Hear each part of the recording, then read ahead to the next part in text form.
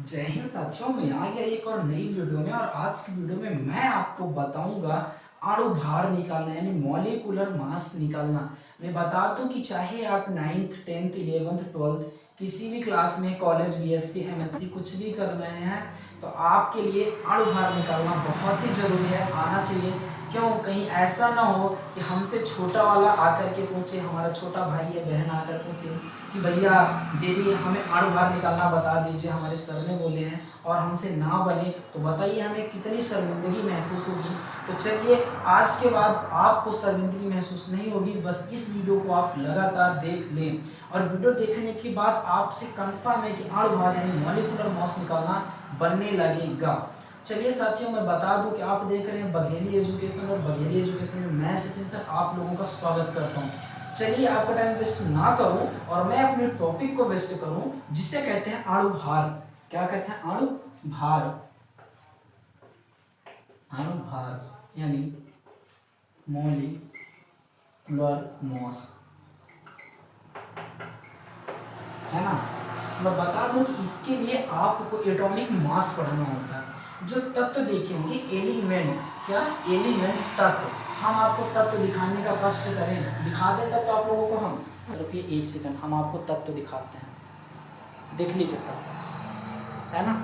ये हुआ क्या अपना तत्व, periodic table of the elements, है ना। अब देखिए थोड़ा सा हमारा सिस्टम भी गड़बड़ा गया पूरा, चलिए कोई बात नहीं, सही है।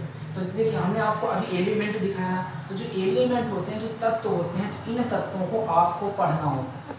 इन तत्वों के आपसे परमाणु भार बनना चाहिए यानी एटॉमिक मास बनना चाहिए।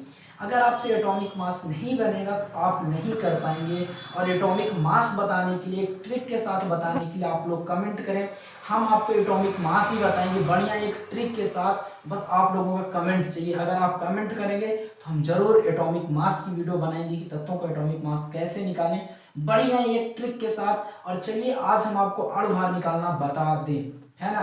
चलिए, अणु भार निकालने के लिए जैसे मान लीजिए हमारे पास एक यौगिक है, कुछ भी यौगिक आप ले सकते हो। मान लीजिए हमने लिया H2SO4 को, इसको लिया H2SO4 को, किसको लिया H2SO4 को। अब देखिए यहाँ पर होगा क्या। आप सबसे पहले आपको ये पकड़ना चाहिए कि हमारे पास तत्व कितने हैं। क्या पकड़ना चाहिए? तत्व कितने हैं। मैं आपको बता दूं, तत्वों की संख्या बिल्कुल नहीं पकड़नी है, सिर्फ आपको पकड़ना है तो क्या पकड़ना है? तत्व। क्या पकड़ना है? तत्व।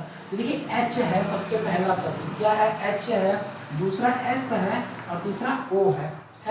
जो H होता है तो ये हाइड्रोजन होता है। क्या होता है साथियों? हाइड्रोजन होता है। और जो S होता है तो ये सल्फर होता है। क्या होता है? सल्फर होता है। फिर जो O होता है ना, तो ये क्या होता है? ऑक्सीजन होता है। क्या होता है? ऑक्सीजन होता है। अब चलिए आप इनको लिख लीजिए साइड में, क्या कर लीजिए? लिख लीजिए। H क्या होता है साथियों? हाइड्रोजन होता है। S क्या होता है? सल्फर होता है। और O क्या होता है? ऑक्सीजन होता है। अब इन तीनों के आपको एटॉमिक मास लिखना चाहिए। क्या लिखना पड़ेगा? Atomic mass. और एटॉमिक मास के लिए हमें वीडियो देखनी चाहिए, यानी हमें एटॉमिक मास बनना चाहिए। देखिए जो एटॉमिक मास जो हाइड्रोजन का होता है वो एटॉमिक मास होता है 1।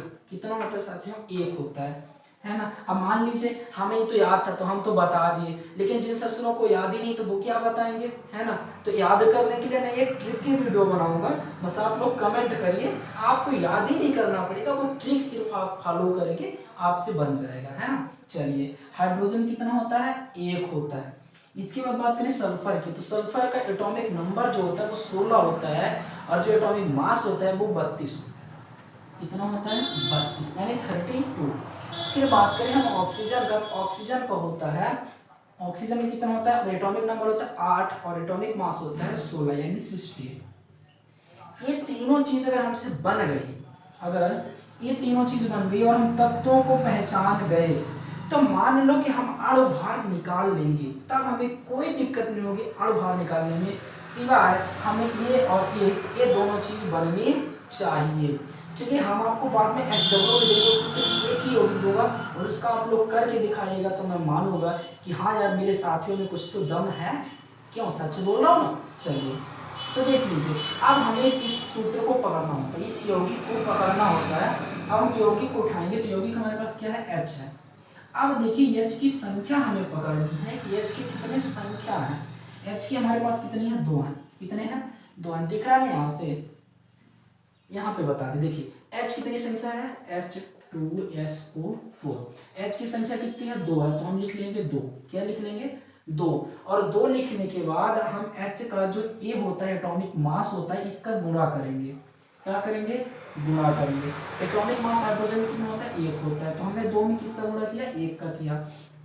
इसके बाद हम जैसे नेक्स्ट तत्व को उठाएंगे, अगले तत्व को उठाएंगे, उसको जोड़ते हैं। क्या करते हैं, जोड़ते हैं। तो चलिए इसको हम क्या कर लेंगे, जोड़ लेंगे। क्या करेंगे, जोड़ लेंगे।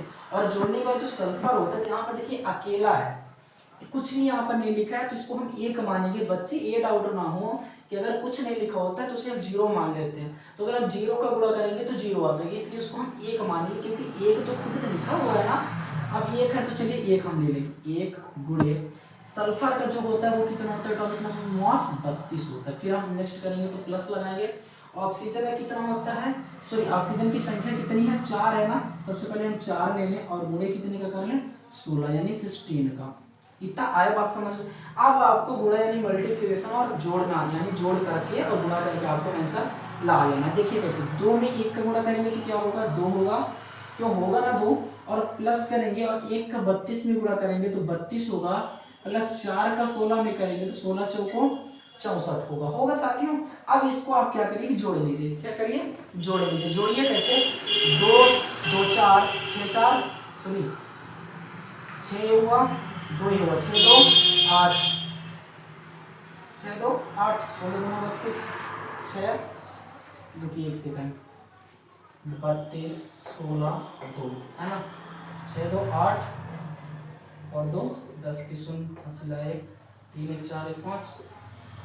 अरे ससुरा, यहाँ पर 64 होगा तो मैं 16 लिखा हूँ तो गलत ही ना आएगा, बता नहीं सकते हैं। यहाँ पर 64 होगा, मैं 16 लिखा हूँ तो क्या होगा, गलत नहीं आएगा। तभी कब से ऐड करता हूँ तो नहीं आएगा। अब देखिए 2 2 4 6 4 4 8 यानी देखिए 32 64 और 2, इसको जोड़िए। क्या करें, जोड़े तो 2 4 2 6 2 8 6 3 9 98 आया कितना, 98। तो इसका अणुभार कितना होता है, 98 होता है। कितना होता है, 98 आया समझ में। आपको मैं बहुत आशा करता हूँ समझ में आ गया होगा, नहीं आया तो फिर से एक बार समझिए। देखिए हमारे पास होता है H2SO4, कितना है, H2SO4।